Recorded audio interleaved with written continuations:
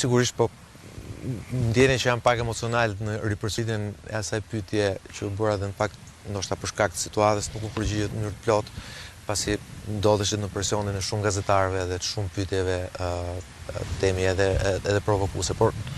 ka një tragjedi të marsit 97-s ku kanë humbur jetën 81 shqiptarë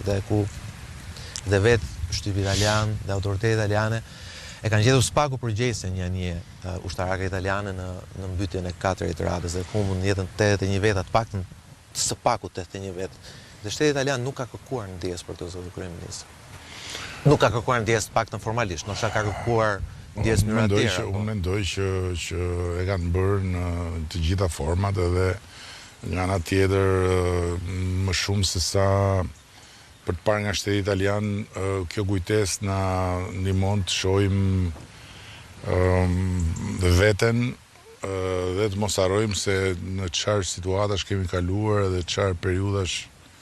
tragjike kemi jetuar dhe natyrisht pa u kënaqur asnjëherë me atë që arrim të mos harrojmë se nga sa larg vim dhe të jemi besimplot që nëse i kemi kapërcyer gjitha ato humnera e gjitha ato male në kuptimin e vërtet fjalës dhe sot arrim të ulemi në të njëjtën tryezë me qeverinë e Italisë, një format që e kemi nisur në krye të herës me qeverinë e Kosovës dhe sot e kemi me qeverinë e Italisë, është